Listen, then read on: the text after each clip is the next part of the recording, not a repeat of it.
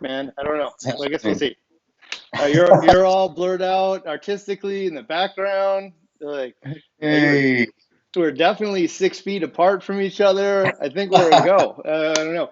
All right, so this is the first time that I've ever done Skype live in my house. Randy's at his house. I mean, all kinds of crazy stuff is going on in the last month or so. So we learn something new every day.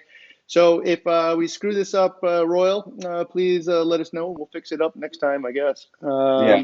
And if you got any comments or whatnot, today we're going to talk a little bit about like the ongoings of COVID and reefing or whatever that may be. We're also going to talk about coral food. We promised that to you like a while ago. So, we're going to go ahead and make sure that we have that conversation and really talk about why you'd want to feed all of your corals, what the benefits of it. Is it worth the time? Is the juice worth the squeeze? I guess is really it. I don't know, man. So, yes, it is live. So we got no Dave today. So what does that mean? This is live. Yeah. So Dave usually pulls our comments out, right? So I don't know, Randy, you got the comments up? Can you see them? I can see them because I'm looking at your screen. And Oh, next time we do this, I'll be able to pull them out myself. all right. Well, hey, Steve, Austin, Brett, Shamir, everybody. We're just gonna hang in for just a minute and I don't know, I don't know. Oh, Look, so here's an example of what's happening in my own at-home office. Testing ah, some G4 Radions, writing some, gave it the whole spiel, we gave it the whole test, mounting height, the whole nine. So it's going to be interesting. all right. Well, I'm gonna try this out. So it says add to broadcast. There we are. Love your video, so educational. All right, thank you very much. It looks like it's working. I don't know, so I'll hang in there with us. So hey, Sweet. I just wanted to hit. Oh, go ahead. I just wanted to hit a couple of things before we get into the dive into the coral conversation. Unless you're hiding under a rock, and even then, actually, we're all hiding under rocks, really. Yeah. So, like what happens with BRS and shipping and all that stuff? You've been to the site. There's a little banner on the top says like COVID warning or not warning, but like a team's working hard and what we're doing. So people ask on YouTube and Facebook and email us all the time if we're shipping. Randy, are we? We are shipping. I was just there yesterday filming, far separated from the warehouse team as I possibly could be. But they are back there actively shipping. I think like 600 or 700 some orders might have went out yesterday. So All right. So I said this last time we talked about it. Like, I don't know how to talk about COVID and reefing in the same sentence. So if I do mess this up, or I guaranteed I will. But it's interesting because like we're in the first time and we're really trying to balance all kinds of different things, like trying to balance our commitment to your pets. We're also trying to balance the commitment to the community that relies on us. We're balancing the safety of the staff that gets everything out. We're balancing making sure everybody has their jobs in the end of all this, like just juggling, right?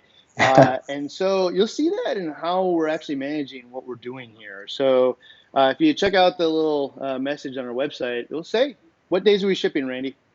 yeah, we ship now Monday, Wednesday, and Friday. We've got the team split up into two shifts. So there's a Tuesday, Thursday, Saturday crew and a Monday, Wednesday, Friday crew who don't come in contact with each other just in case anything were to happen to one team. We can continue and we can keep shipping, one of those 3 days a week. But right now we're still shipping Monday, Wednesday, Friday. So it will definitely come out a little slower, and that's super intentional. We had half the people working up to keep everybody safe, keep everybody further apart from each other, and safety first. So be it. If it comes out a little slower, that's the commitment and the balance that we're willing to make. So that's one of the things. So yeah, working 6 days a week and just trying to be safe as possible in this environment. One of the questions we get asked a lot, and it's becoming increasingly important, I guess, Yeah. is will you have the stuff that my tank needs? Do you guys have any of the stuff in stock? Answer Fair to that question. is pretty easy. Yeah. How would you know? I mean, that's a fair question. And, there, unlike some places I've ordered from over the internet, like the stuff is available to order, right? So, so just because it's there to order doesn't always necessarily mean that it's actually in whoever's warehouse and ready to ship. But in our case, like those, when you see those out of stocks or notify me when it's out of stock or when it comes back in stock, it's because we don't want to like sell anything that is not actively on our shelves and that we can't go pick and put in an order and ship to you that day, next day, or what have you. So there is some out of stocks on the website, as you can see, but intentionally. Yeah, so we're gonna get through this stuff pretty quick here and get to the coral thing, but like, yeah, so we've always wanted to let you know how many of the things we actually have. Don't want to sell stuff we don't actually have in the warehouse. More importantly, is just like let you know. It gives confidence. I can see there's 10 of these or there's 100 of them or whatnot. They can actually ship them. I think it's super important, like normally.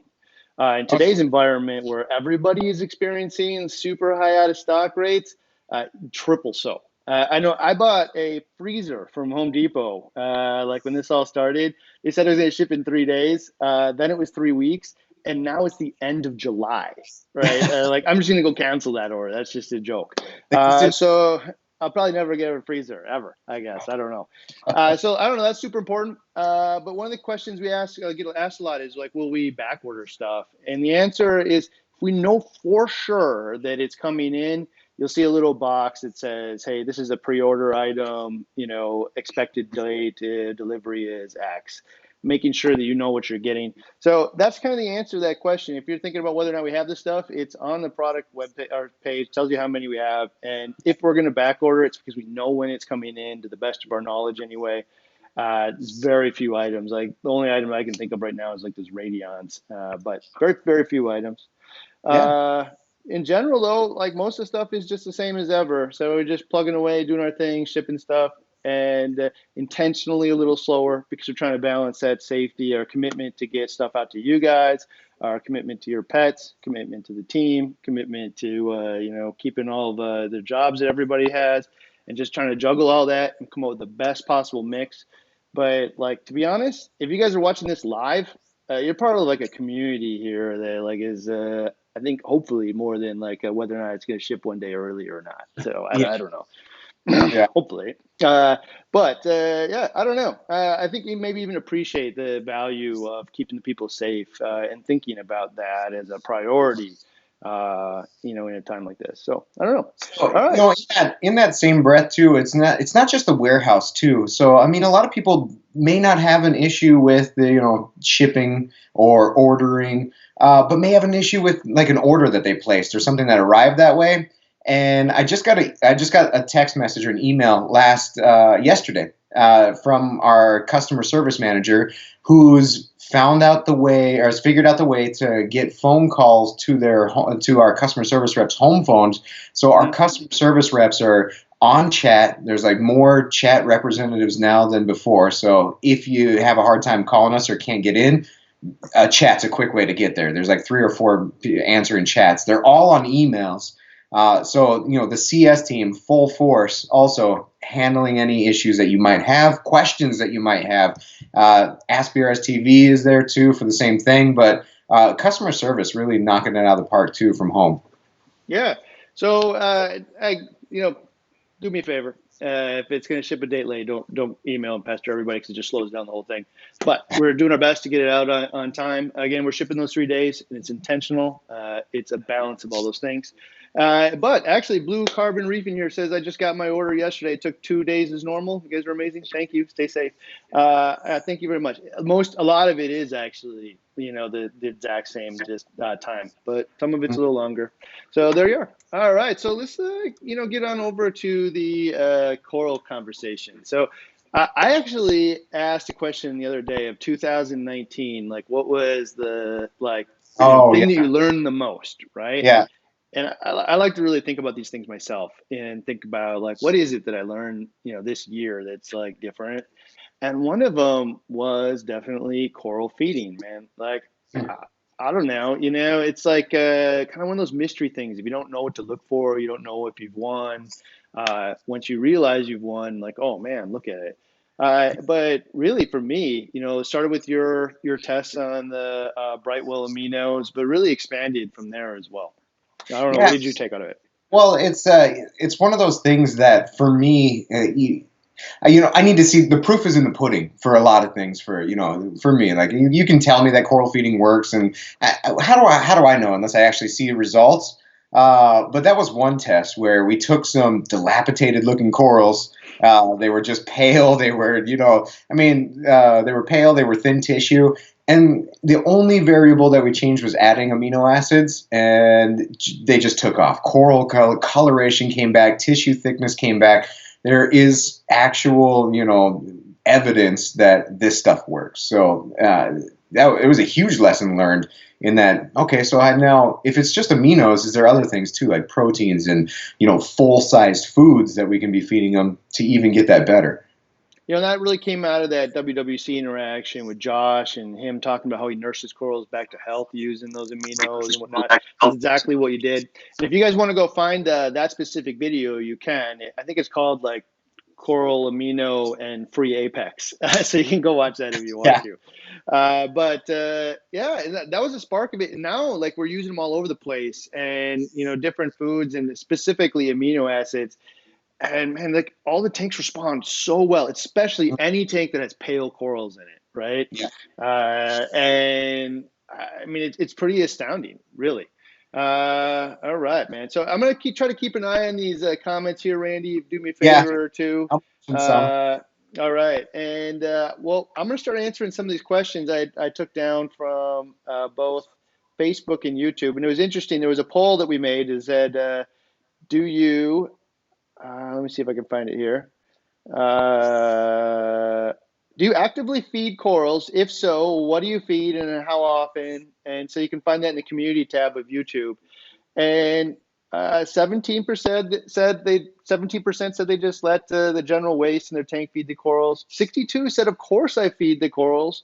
No was 5%. And 17 said, I'm sure they benefit from the foods, but I'm too lazy or cheap. That's Randy. He said it earlier when I we were was in a talking. couple of those camps that were the lazy ones. Yeah. Yeah, so I just call out a couple of these comments and it gets to spark some conversation here. And we can give some answers at the same time. But once a week, or average Reef says, once a week I turn off all the pumps, including my return for 1 hour. Target feed a mix, not always everything, but LRS, mysis, Reef Frenzy, Reef Roids, and other foods. Depending on how big the coral's mouth is, I let them eat for 1 hour and then do a water change. Huh. So I thought this was an interesting mix of like, to some degree, when you dump all these foods in, you're kind of polluting the tank. Right. Well, if you can let it all turn off for an hour, let it really sit in the water, and then do a water change afterward, that was a pretty interesting take on it for me. Yeah, I think that was probably, and I think there's a comment to this effect too that we'll get to, but that was probably one of my biggest fears about target feeding coral or broadcast feeding my tank is I was so afraid of nitrate, phosphate buildup, and building these things up in my tank that I was doing everything I could to actively keep them out of the tank. And if one of the things is like not feeding as heavily or not broadcast feeding to directly to mouths, then I'm just not going to do it. So I like this approach, and it makes sense to me that if my filtration isn't keeping up with my food input or my nutrition input, then I just time it right to where I pull that out after I've given the corals an opportunity to feed.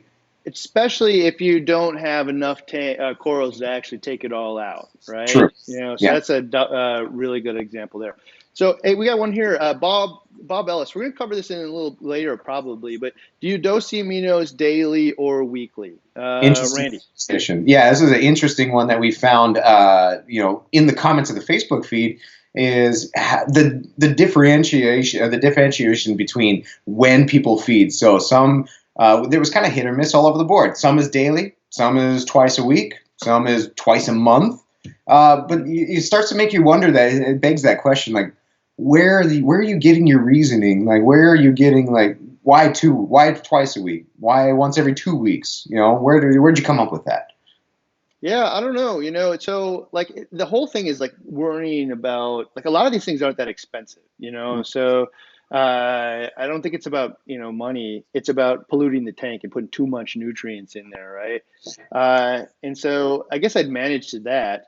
But outside of that, like in all the tanks where we have totally robust amounts of corals growing everywhere, we do it daily. Because I mean, if they benefit from today, they're going to benefit from tomorrow. In the wild, they're capturing food and prey that contain these things, Yeah. daily.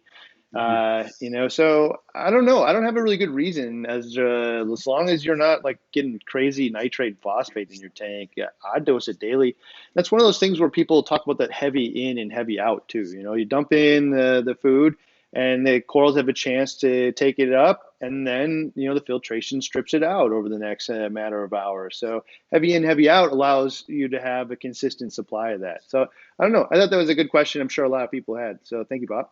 Yeah. Uh, all right, let's answer another one here. So, Kermit K, I've always been skeptical of feeding corals because I do not want to overdo it and want add unwanted nutrients to my tank. And that's like the biggest question, right? Is unwanted nutrients. I had this actually with my first started doing reef chili at home. I was dumping it in like crazy, and I didn't have enough corals to support it, and then I would grow algae. But I wasn't also monitoring phosphate and nitrate at the time. So, the biggest thing is just monitor your phosphate and nitrate, and you'll know if you're overdosing. That's the end of the story. And you can either scale it back or you can up your filtration and find the balance.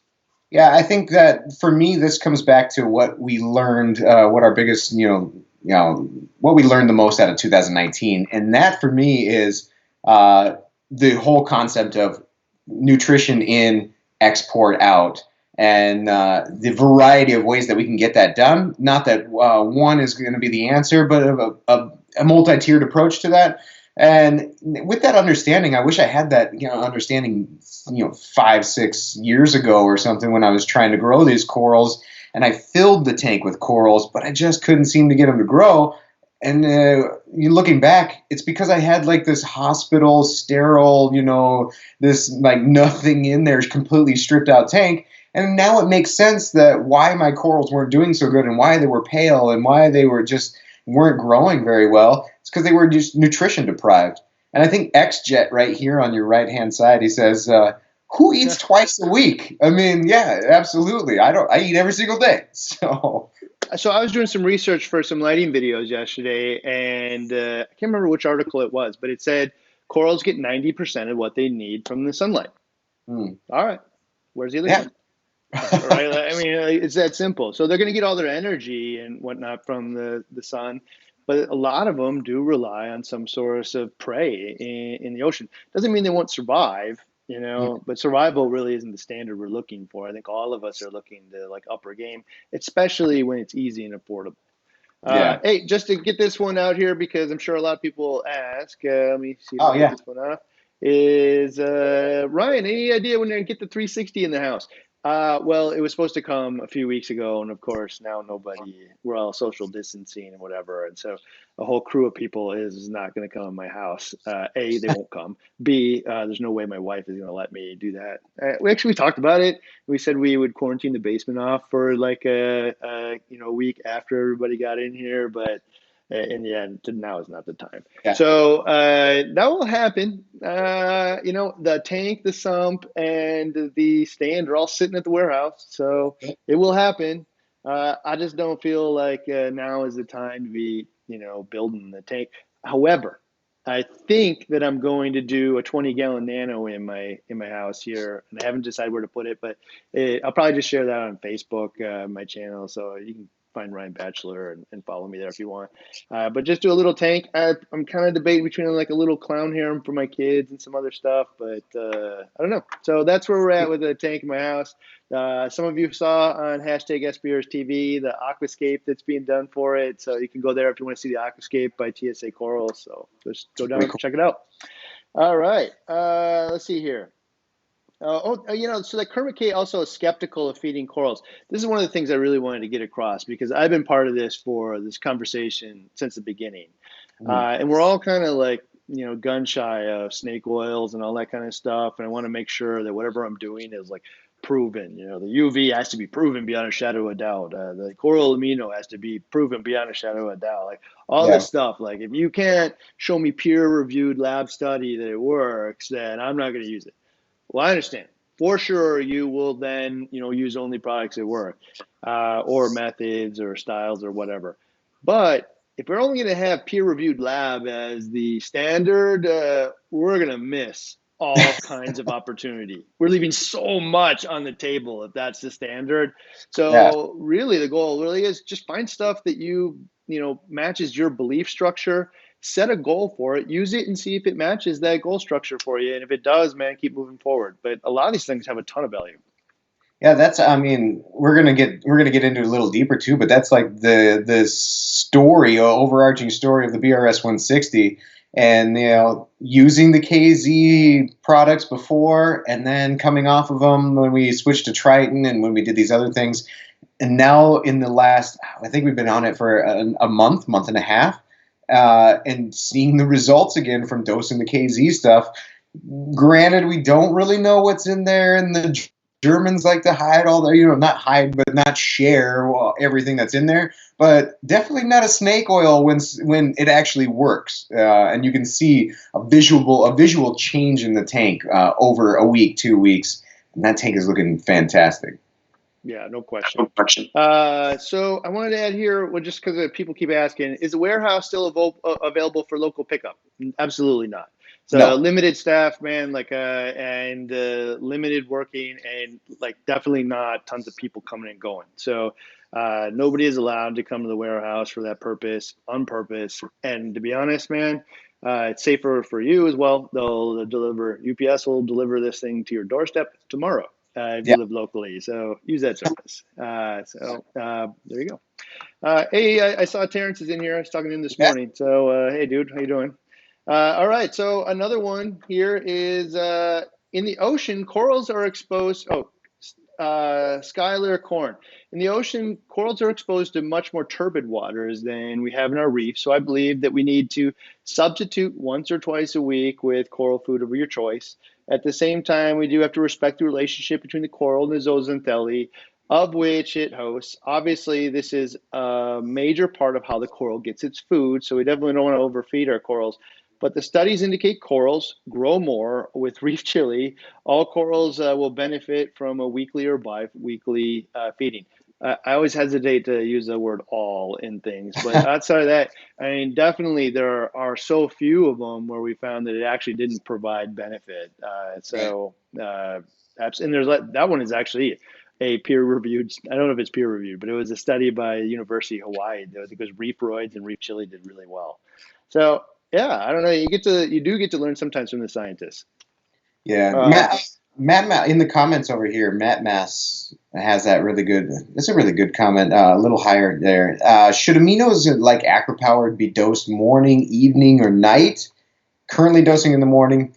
I mean, my line of thought here is, I see the feeding response especially my LPS, but when you look at the sticks, when the lights are off early in the morning, late at night, they just seem to be out. Their polyps are extended, all of this feeding response, and it just seems like the right time for me to feed. So that's probably where I'm at when I would do it. I'd be interested what the community thinks, because I don't know the answer to this question, and I'm not sure anybody really does. I know that capturing prey, that the polyps come out at night. And so if you go out snorkeling, you'll see them all, or diving, you'll see the polyps out at night.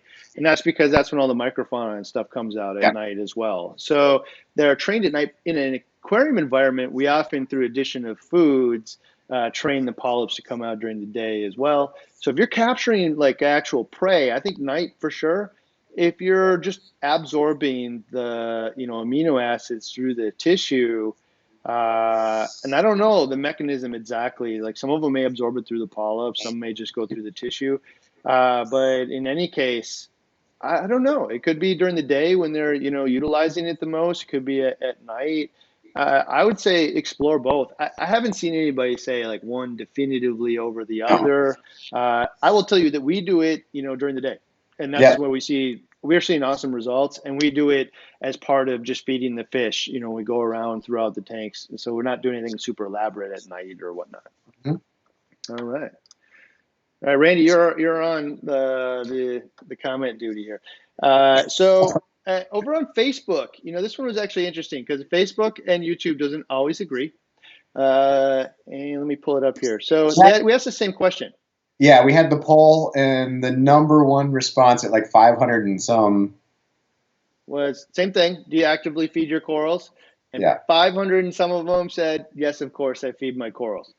Second down was feed corals as just general waste in my tank, and that was at 110.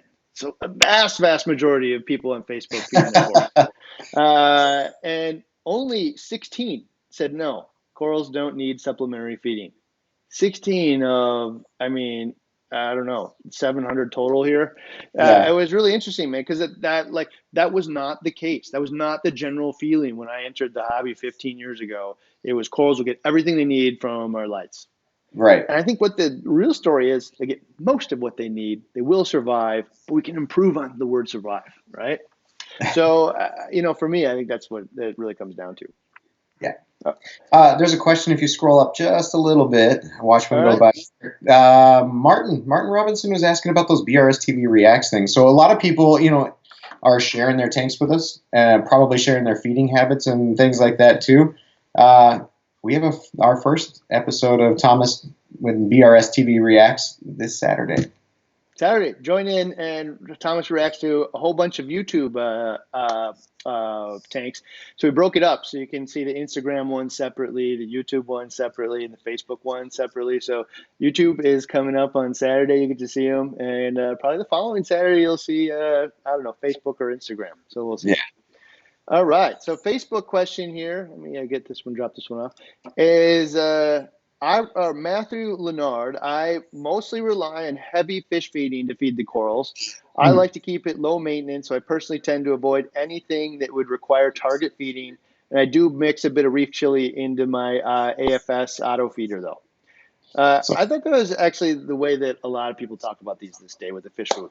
yeah, so this reminds me of the WWC approach and watching them feed. Granted, they feed every hour on the hour, and they do have some foods mixed into they have a DIY blend that adds in you put coral aminos in there, and you put things like reef chili and reef roids and stuff in there. That not the looking at the size of the fish that they have in some of those tanks, and the mouths on some of those fish, those type of small particles, specifically like amino acids and stuff, just aren't intended for the fish.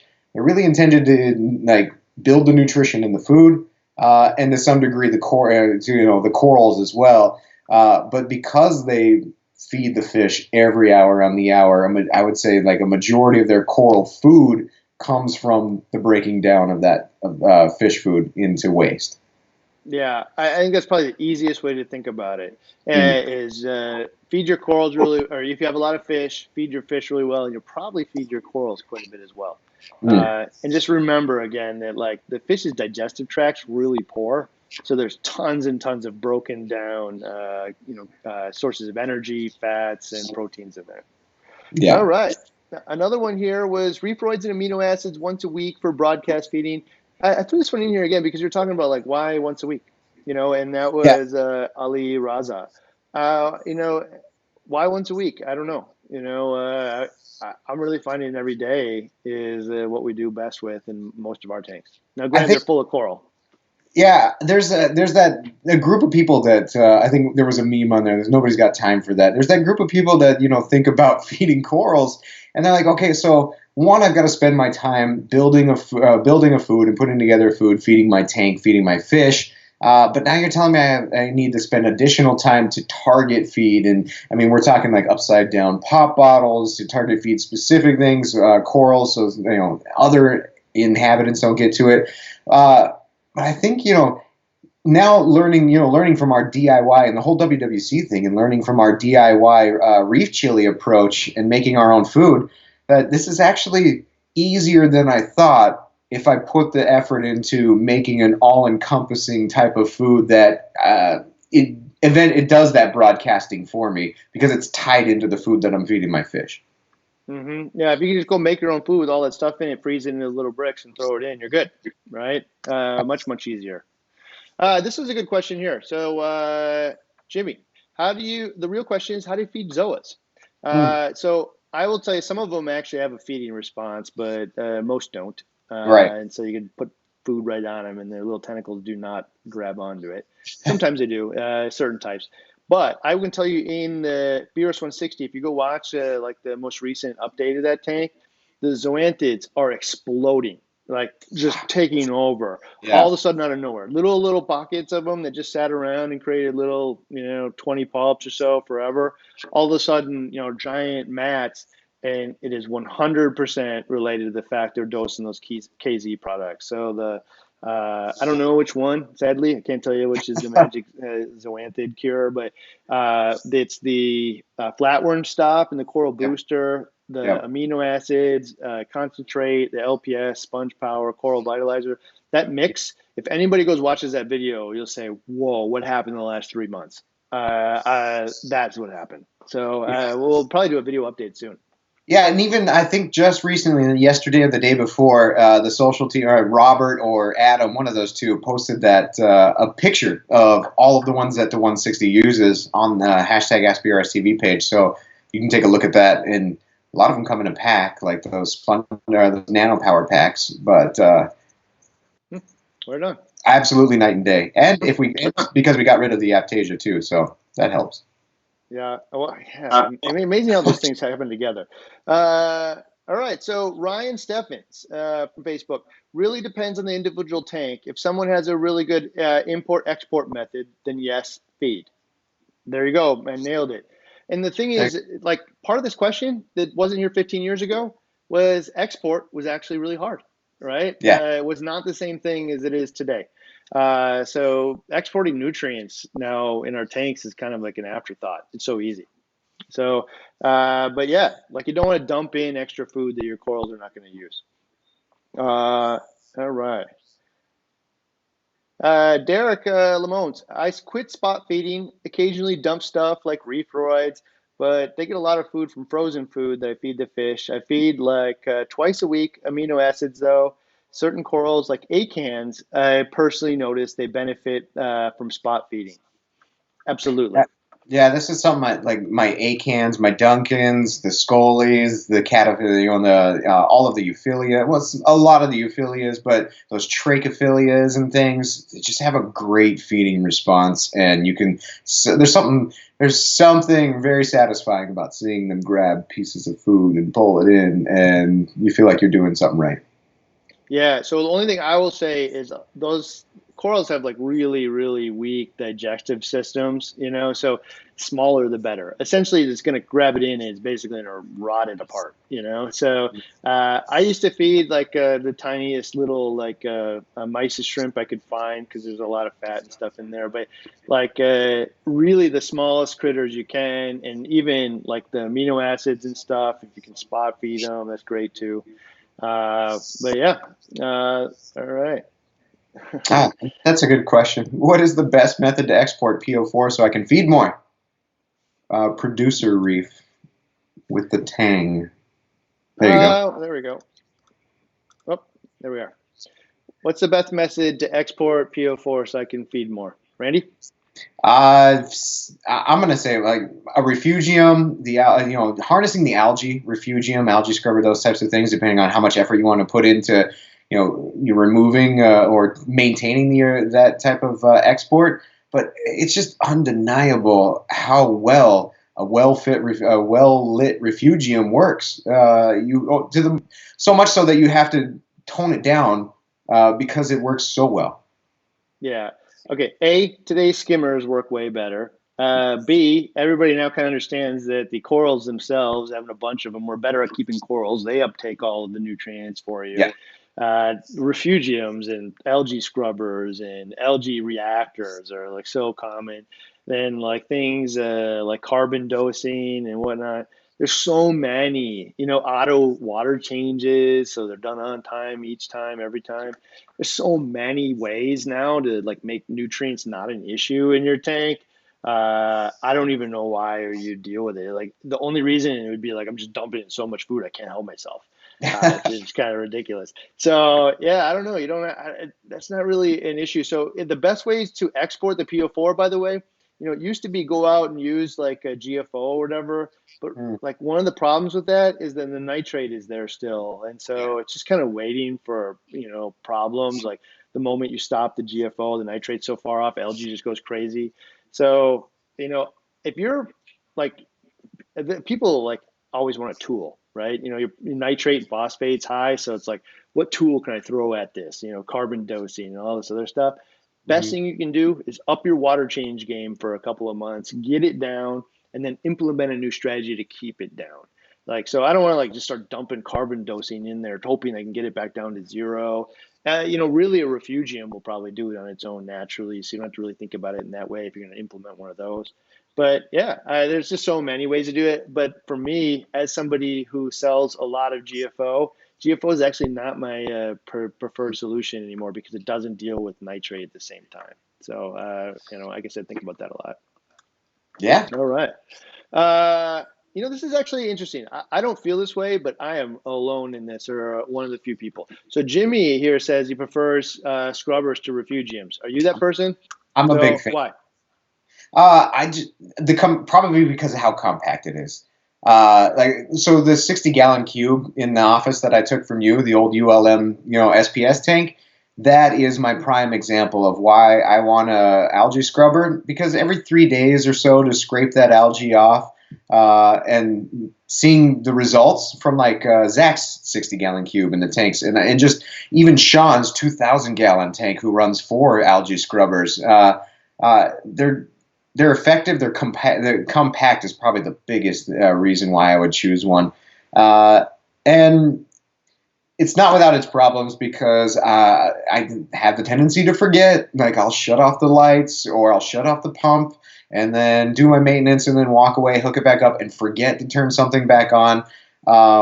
There's probably controllers or feed modes and stuff that could help with that, but in the end, I just like how compact it is and still effective. So for me, the only reason I like the technology of the scrubber. I like the fact the scrubber works. I like the fact it's compact. I see it in specifically Zach's tank that doesn't even have a skimmer and a full blown SBS, like one of the best tanks in the office.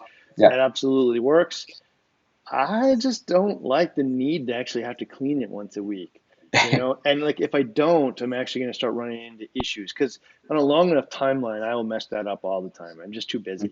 So walking by and grabbing a handful of Kato out of the refugium, throwing the trash, I'm good for that all the time. yeah, So that's just for me. But I like the reality is they both work, right? So yeah. and it allows you to actually, in relation to today's topic, feed a lot and really just not worry about that aspect of it. Mm-hmm. All right.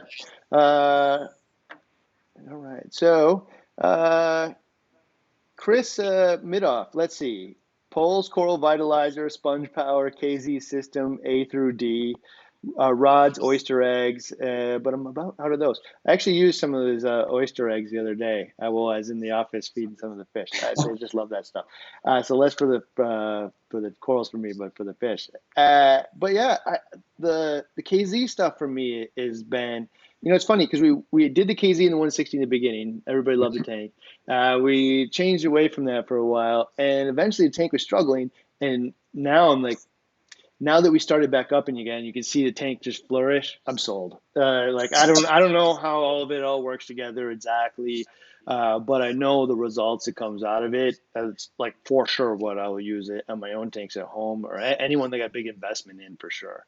So I think it's pretty interesting, like how that's really coming to like. I mean, what would you call the word you would use to call the transformation of the 160 after you start using those things again? Oh my gosh. Every time I walk in there, I'm just like, Jesus, this tank looks great. I mean, I don't know. I can't. I look at the flow. I look at the colors because I go in there and being the stick nut and SPS nut, I'm looking at tissue thickness, coloration, tips, growth that I haven't seen before, different phosphor, different fluorescence in the colors in different areas. All these little things, and I can notice that we had a canary coral in there, and I could always tell, how the tank was going to trend based on that one. But now, like all of them are the F-Low by far is one of my favorite corals in there now because I've seen that thing in all of its forms where it was not growing so well. There was a little bit of tissue dieback. There was some tissue, thinning of the tissue. And now it's getting to that just ultimate blue color, deep blues and things that I would expect from that coral. And that with a variety of all the other corals in there. I mean, the zoanthid explosion from these, that's probably the number one. Like you said, there's this big pile of zoanthids in the front. And before dosing KZ, when we were still going, or before we got back on that program, they were just there. They've been there for like a year. They've been there for like 2 years almost. And now it's the thickest mat of zoanthids as you could imagine, growing up and around some bird's nest coral. And I think yesterday when I was in the office, Josh moved that bird's nest out of the way because the zoas were like engulfing it. Yeah, so there's actually 2 corals in there that beyond the zoanthids, is that bird's nest. That bird's nest has always looked like it was just barely holding on to life, right? Super, super pale color, super, super thin tissue, and now boom, super colorful, healthy.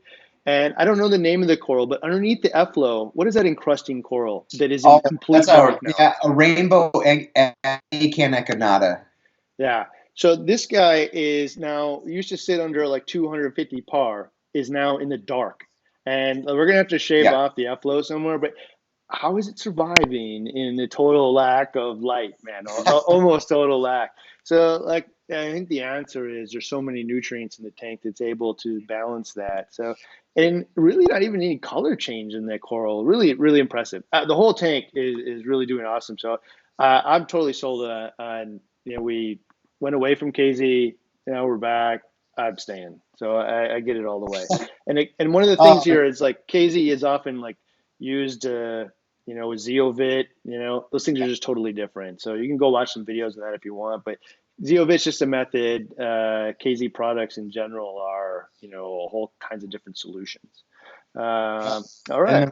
And we get that question, and like I said, I was in yesterday, but we get that question like, who's taking care of the 50 plus tanks while we're there?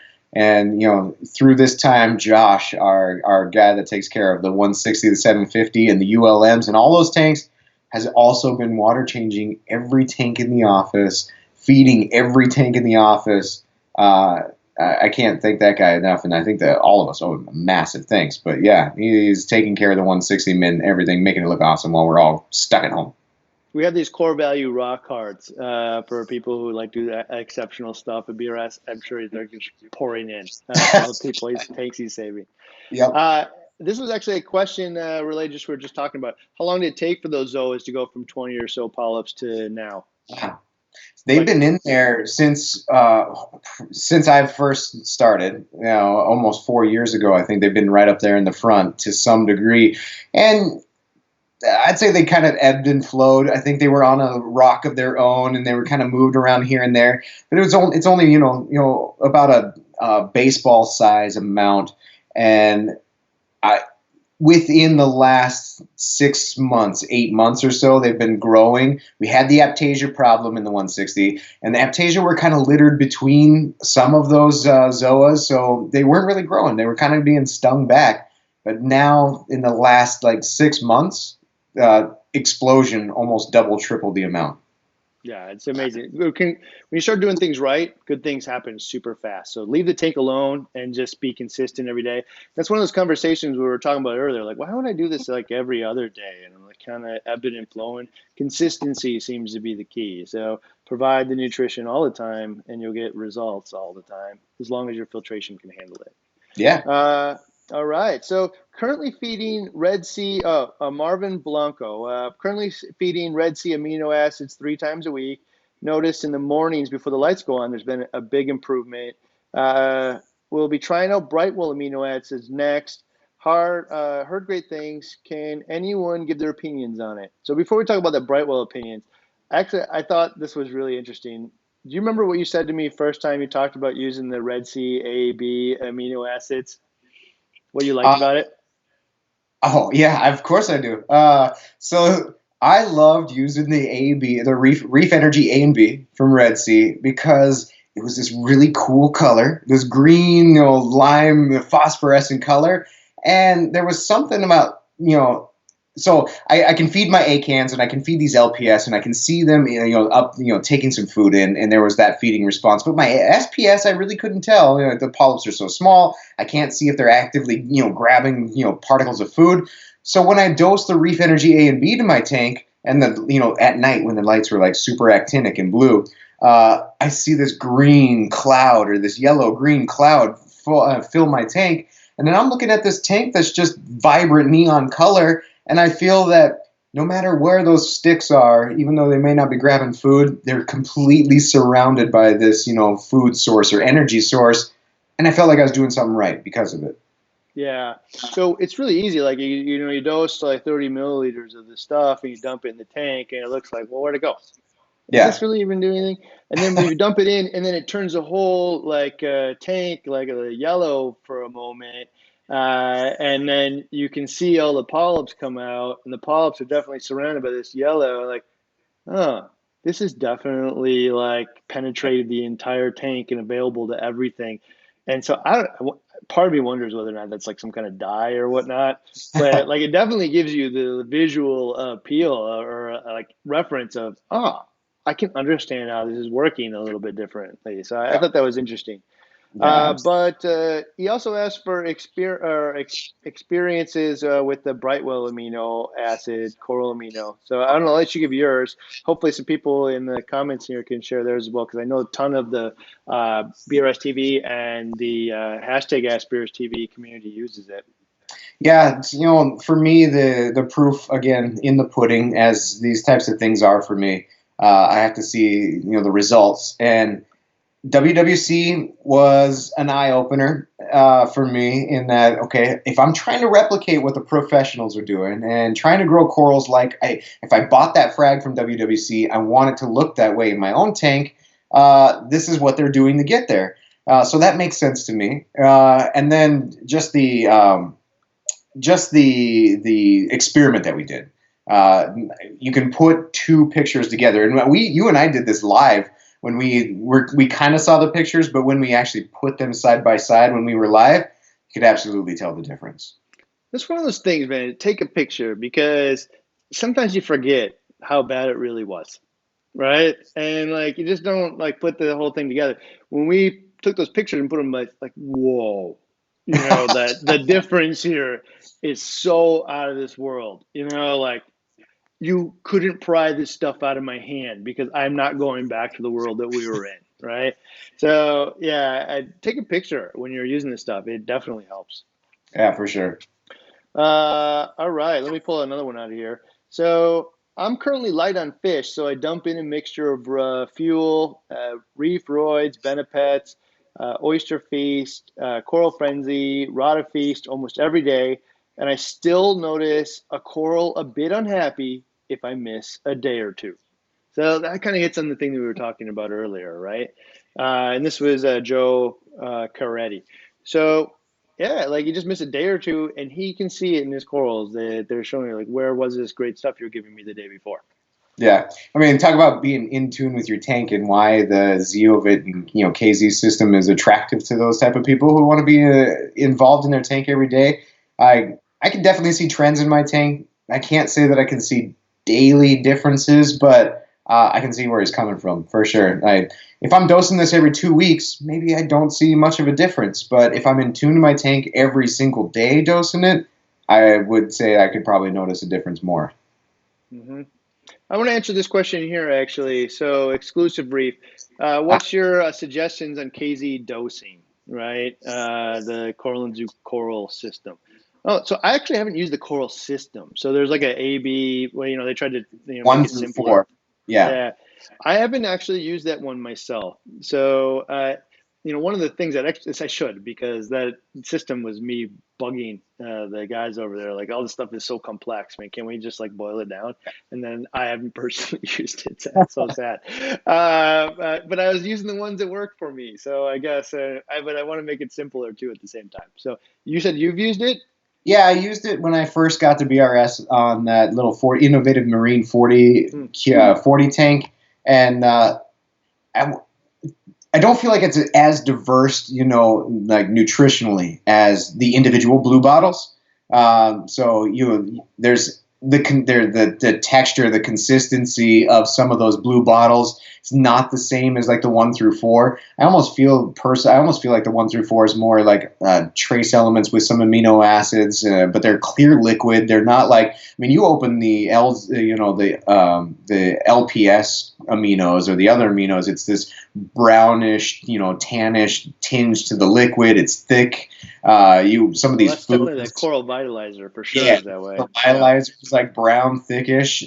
So it's kind of different. They're different things. So what I do, I like the 1 through 4 part system because it says this many gallons, this many mils per day, or this many mils every 7 days, and I can easily dose it to the tank.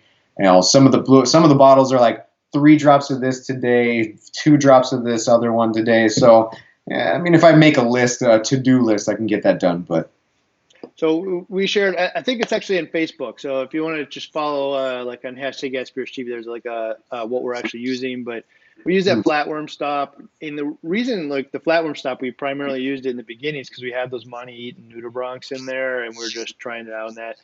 But it's like, so for what it's worth, the flatworm's a #1 seller here not because people have flatworms actually, but because the way that it works has helped the tissue get so robust that it makes it unattractive to the flatworms, right? And so, like, turns out people just like healthy coral tissue, and so they're using it for that purpose now, and it works in conjunction with the coral booster really well. So then there's all those other ones, and you don't have to use them all. Use the ones that you want. You just pick a few of them out and test them out. Coral vitalizer is super popular. The amino acid ones are super popular. There's the LPS, and then there's the concentrate for SPS. And we also use the Poles concentrate, extra, which brings out some fluorescent pigments in some of the corals. So use the ones that you speak to you. And they're not super cheap each one, but most of them last a pretty long time. So and they're way cheaper than the actual cores themselves in many cases. So I don't know, they're producing results for us. So this one was interesting too. So then in Facebook here, Brendan Doherty, I broadcast feed homemade frozen food. I don't intentionally feed the corals, but I always see them grabbing chunks out of the water column. So yes, I do, but not intentionally. I actually disagree. The fact that you went through all the effort to create a homemade do-it-yourself fish food and you actually see them eating it and benefiting from it means that you were doing it intentionally. And valuing it. You get it. yeah, So I don't know. I think that's probably one of the best ways actually for me. I think that's make the homemade food.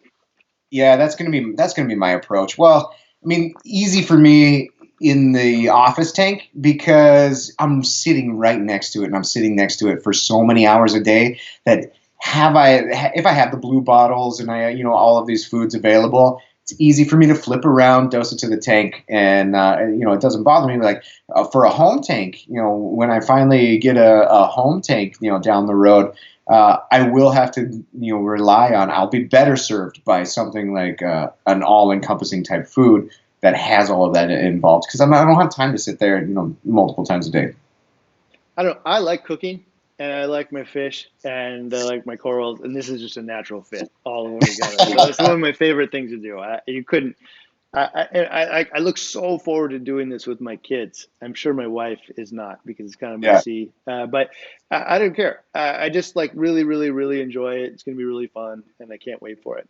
Hey, I wanted to call up Mark here. So I just wanted to thank you guys for making quarantine feel a little bit normal by continuing to produce new content. Hey, no, actually, thank you because I am bored out of my mind. Writing scripts and stuff from home. And just so reference point, like Randy and I went in and shot like 6 of those fails the other day, so everybody can work from home. Go in with Dave and shoot 4 of the other videos. So like we're writing, but the camaraderie that we get with you guys brightens my day. And so thank you, Mark, for watching. It means a lot to us. Certainly me. I don't know. It breaks up my day and brings a lot of value. Thank you a lot. All right, so let's see here. Should you turn off your return pump when you feed amino acids?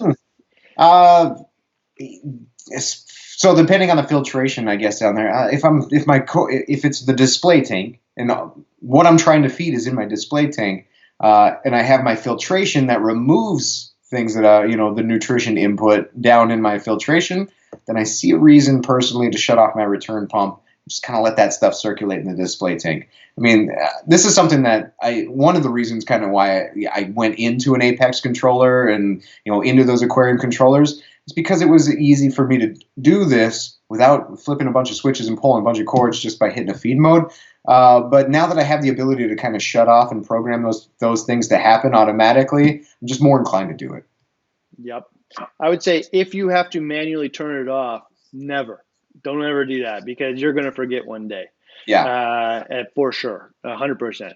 So the value of it doesn't weigh on that. If you can hit a feed mode on your pump or on your controller, like your Apex or whatever, absolutely use it for that purpose because you're going to stop your skimmer and stuff from pulling it out. However, I think this is also one of those nerdier things that we could spend analyzing all day, and the reality is like you could feed a little extra and just not worry about it. Their skimmer's going to pull it out or whatnot. It's not like 100% efficient. It's going to take a while to work. So I don't know. I wouldn't get too hung up on doing it in the perfect manner. But if there is a perfect manner, I would personally slow the flow way down and maybe only one little small pump, just getting pretty slow, and turn off the return pump. That would be what I would do. So Yeah. there you go. All right, and let's see here. I usually have Dave's doing this for me, so this is kind of fun, actually. Any ideas on feeding an anemone? Here we go. Benjamin. Any on feeding an anemone? I feed mine shrimp, and the anemone loves it. I feel the same way. I used to feed really big, meaty foods to. I had this sea bay, Heteractis crispa, that was started about the size of like a baseball, and by the time like 2 years later, I had him, and could hold him in two hands like this, separated. He was just massive, and he would eat. I would specifically, go to fish stores and get their decrepit, their sad, their sick, not doing so well fish, just because I thought I could give them a chance. And next thing I know, I'd wake up in the morning and this sea bay anemone had eaten them, so they just disappeared. So anyway, I started feeding it silver sides, full size silver sides, like once a week. I'd feed it, and it would spit back up nothing but bones, but everything else it would take in. And is that why it grew to double fist size? I don't know, but it felt, again, there was a feeding response there, and it felt right, and I feel like I did something to help grow that thing. All right. My only experience is bubble tips. It's the only ones I've ever kept for any period of time, and so I can give you my experience in that. And those, a lot of anemones, there's some meat to them, right? These, once you remove all the water, there's nothing left, right? It's like a Right. balloon, right? And so what I've found is they will eat a silver side, but if you come back late at night, they often spit them back up. And remember that it's essentially rotting in there. There's not like a complex digestive tract inside this animal. And so I found that the smaller food you can give it, the less likely it is to get rid of it, and the more likely it is to use nutrition. And this is one of those ways where you can kind of like trick the system. You can go and get like your freeze-dried krill or whatnot, or freeze-dried mysis, and then soak it in amino acids or like Celco or whatnot, or Celcon, and all of a sudden it's just like the most nutritious like thing you could ever, a nutritionally dense thing you could ever give the animal. So easy to convert this into protein and tissue and energy. I've found that bubble tips do really poorly in sterile environment. Like we have very little nutrition in the water. And one of the ones they did the best in was actually that clownfish tank that we had with the 30 fish in it. And like the whole harem, and one of the parts of that harem was to, get rid of all the aggression, was to feed that tank constantly. And so we had an auto feeder that was going off all the time. And they just loved it. And it was part of the reason they just uptook all of the excess nutrients from all that excess food and the broken down poo and whatnot. So for me, feeding them lots of fish, and I would feed the smallest the smallest, especially for bubble tips. I can't speak on the rest of them, but feed it the smallest food possible, and if you can, get them to soak up amino acids or energy and protein like Celco. Yeah. All right. I don't know. I'm gonna pull another one out of here on Facebook here. Let's see here. I feed my fish a wide diet plus a dose NO3, NO4, NO3, and like to be predictable. That was Alex Scholes. So that one's actually super interesting, right? So your thoughts on dosing nitrate and phosphate? Yeah, this was it got me down the thought path of okay, so I have a measurable amount of nitrates and phosphates in my tank, so I could see how you would think how you could go down that path of because I'm dosing a known amount, I can target those levels, based off of all my export and my input, and that's how I feed my corals. That's how I feed my tanks.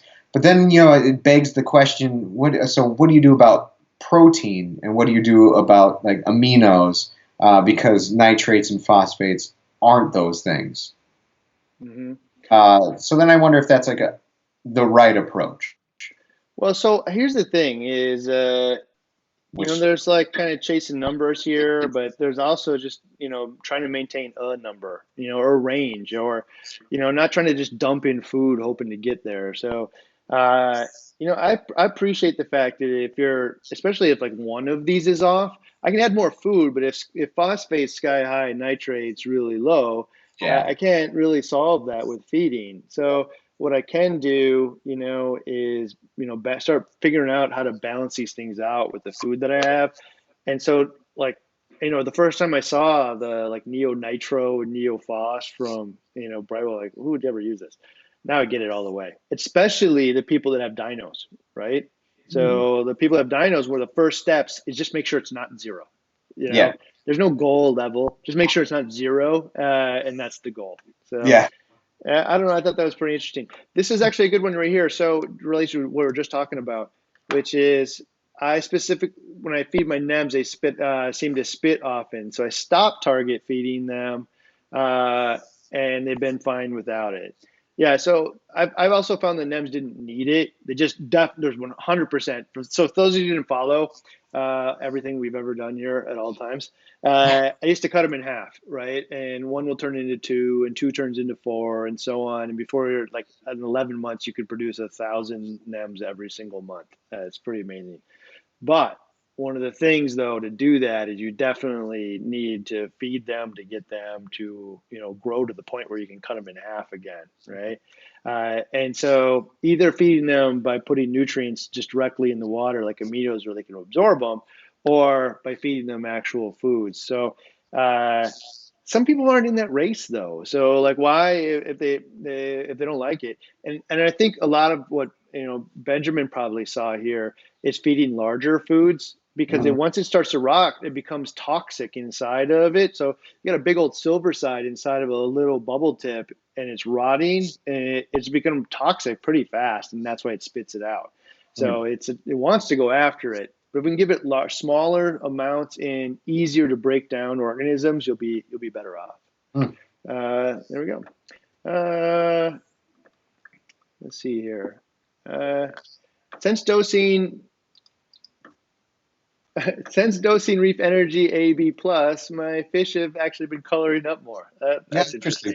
interesting. Yeah, I don't know. Like, a lot of fish and stuff. I haven't actually experienced that one myself, but like, fish. Like, I think the whole thing, man. Like, every single pet industry Mm. has evolved. I think other than reefing for some reason. Like, you know. Lizards, they used to feed crickets. Now you dust the crickets with, Right. vitamins and stuff it wouldn't other get. I used to feed Meow Mix $3 a box when I was a kid to my cat. Now it's Blue Buffalo is $20 a bag, but I feel a lot better about chicken. Chicken is the three things that are in the front of it. Or I go over to Woody's and just they throw a chicken in a blender and give it back to me, and like with a vitamin mix in there as well. So I think every pet industry has started to up its game, and think about the nutrition of the pets, not just survival and making it as cheap as humanly possible. Uh, so I don't know about the Reef Energy AB Plus in this case, but like I like the fact that if you start thinking about the nutrition of the fish, will it start paying you back in what you would like, and which in many cases absolutely is a brilliant color. So I would definitely think about that. Interesting. So Mark here had add reef chili. Mark Crosset, add reef chili pellets enough to coat the pellets, and then use an AFS feeder from Neptune to auto feed, but once a week. So I target feed the bigger mouth corals. So what is that similar to, Randy? That reminds me of the crossover diet from Neptune, from Reef Nutrition. That is kind of the same thing. You take a big pellet and then you dust it with a lot of the dust and stuff from the little pellets, and now you've got this food that the little stuff breaks off as the pellet softens, and you're kind of like, you got a dry food that does it all. I've never heard of anybody mixing, dusting the fish with or the food with reef chili. So I think it's a great idea, especially because the AFS feeders or all those feeders tend to work best with a single size pellet or whatnot. But I know the dusting actually works pretty well. Yeah. So that was a good tip. I like that. Interesting. Let's see here. I mean, I wish I had Dave here reading all these for me. Oh, I know. Let's see here. Dave Turner here does 10 milliliters of acro power in 300 gallons a day. Back in the day here, and probably still with some of the team, acro power number one for SPS actually. Yeah. So do you remember RT's tank? Yeah, I do. Metal halide reef bite strips. Had a really good looking tank, and he was all acro power. I used to be all acro power and I think one of the draws to the acro power was it was amino acid, at the time, that didn't need refrigeration, so you could easily hook it. It didn't need to be stirred beforehand. I mean, you'd probably benefit from a little stir, but it didn't need to. So you could throw a dosing tube on top of the container, and now I have automated dosing of my amino acids. Yeah, like that one people were using before even I had total buy-in. And again, I think I was stuck in that group of people that was like, if you can't prove it works, it doesn't work. But then I'm leaving so much opportunity on the table. Like, and I guess, we're all products of our environment and our efforts. So once you experience it for yourself, you're like, oh man, I see the light. I wish sometimes we could learn from each other just like a little bit more. All right, man, there's so many comments today. Let's see here. I got a few more, and let's see here. I wish. All right. Wow. All right, Dave. I'm gonna call Dave up and tell him how much I love him because it makes it so much easier when he's vetting all these questions for us already. All right, Mac Life, thanks so much for BRS Reef channel on YouTube. Again, I mean, we thanked you guys earlier, but you're filling my day here. Absolutely making my day from my house, and so thank you yourself. Oh, King here. So how did we cut them in half? And so that was one of those things, actually, it was a big deal on how successful you are with this. And when you're cutting the anemones in half, and actually I learned this from Anthony Kelfo at like a show like 15 years ago, but one of the big things is you don't want to use a crushing action. So if you can get a big long razor blade and slice through it just once, it will have a much easier time to heal. But honestly, like I found them to heal in almost any case. You got to remember these things normally like rip themselves in half. They grab on two pieces of rock and tear themselves. So if you're really gentle with it and then use a big long razor blade and figure out a nice sweep, you cut them in half pretty easy. There's actually several videos that we've produced on this in the past. They're a little old, but you can go look at how to, propagate bubble tip anemones. Go out there and read those ones. All right. Freeman, Aquatics. Cheers, my dogs. Our blue buffalo all the way. I shrunk this thing up. I don't know how I'm gonna get it big again. Oh, so just can you drag the edge? Oh, there There we you go. go. There we go. All right. So, cheers. Yeah. So, like, really, man. Again, I want to harp on this forever, dude. But like, most of us, if it's $3 more a month, will buy a food that is much better. And in this case, it's actually fun, and you can just experience longer pet life with our fish, but also like just knowing you're doing a good job, man, and feeling good about what you're doing. So, Yeah. bravo. Yeah. All right, man. Stuff and Wolfman Jack, please don't touch your face, Ryan. I can't help it. We're well, just you doing our think about thing. it, like everything in your own house and everything in my own house, I've already touched and come in contact with. Yep, I know. I'm learning though. Like I learned how often, man. Hard habit to break. Yeah, I Yep. don't know. Yeah. All right. So Charles here, Acropar did make my acro tips hella flat. Oh, interesting. So I was reading about that or I was watching one of Jake's videos the other day. And that's how he like decided that when he has flat tips on his acros, that is when things are going well. So that's interesting. I wonder if Charles picked that up as well. Interesting. So yeah, I was interested. to watch his video where he takes a little different approach. He's got like a little squirter bottle, just kind of wanders around and just kind of feels the tank and feeds them instead of like a real precise manner. It was pretty interesting. Uh, okay, so this one, I mean, this stuff, I instead of wondering whether or not anything works, you can start finding out like what works best, right? Acro power versus coral, brightware, amino, who wins? I don't know the answer. The answer for you is use them both and find out, right? So like, Yeah. and you could ask a million people, and most people will tell you whatever it is they're using themselves at the moment. But try them both, and see what works out best for you.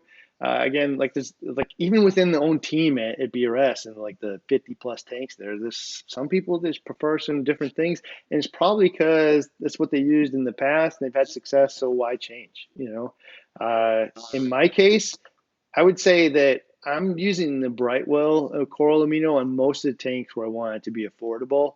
And then things like the BRS 160, where the amount of money that's tied up in the tank and the corals itself, like the additives are irrelevant to the equation.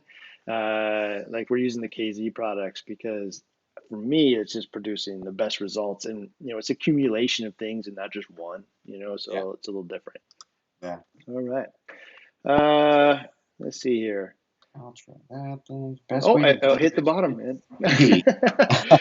All right. Well, so we'll probably wrap it up here. But I just want to remind everybody what we reminded you at the beginning. So, BRS, in terms of the strange conversation of reef tanks and COVID, just doing our thing here. Trying to balance out all the different, priorities out there. We're shipping 3 days a week, and we're trying to get that priority of our commitment to your pets, our commitment to the community and all of you guys, our commitment to the team that relies on us for their safety, our commitment to make sure that everybody is employed and can pay their rent and take care of their families and balance all that, juggle it all up. And what we're doing, it is really limited staff. So everybody's working from home. Half the staff works on Monday, Wednesday, and Friday and ship stuff. So your stuff may go out a day late or two. And the other days we're packing the shelves back up.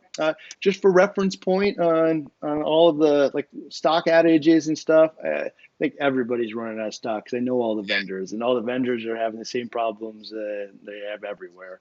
And so stuff coming out of China is super duper slow. Coming out of the port slow, coming in the port slow, finding slow transport, but it comes in. So for us, you can see if we have it. You can just check the stock counters. I think that's pretty unique to us. I actually don't know of anybody else that accurately displays the amount of stuff that we have on hand. So hopefully it's a little comforting when you buy it. You know that we actually have it. On a handful of things, we will definitely display that like we're pre-ordering this, but it'll have a date saying when it comes in, the checkbox, so you can't have possibly miss the fact that we don't actually have it. Super important to me. hopefully it's important to you and you guys value that, because last thing I want to sell is stuff we don't actually have, and like disappoint people like Home Depot disappointed me with my freezer. You guys missed that story earlier, but with 3 days turned into 3 months. So I don't know. Hey, you know what? Here is do this daily, guys. You love it. Maybe we'll try to do it more often. By the way, I don't have one primed up for this, but one of the things that we're doing here is we ask questions both in the community tab on YouTube, and we ask questions over on hashtag #BRStv, get your responses, and that's the makeup of the content for these lives. So, we'll probably go ask some more. Maybe Randy and I can do some more from home. I think I need to fix my lighting because it looks like I got sunburned, which is not great. I gotta get a new camera or something. But each one of these will get better. Maybe I can find somebody to man the questions for us. Everybody, man, thank you so much, and we'll see you pretty soon. All right, see ya. See you guys.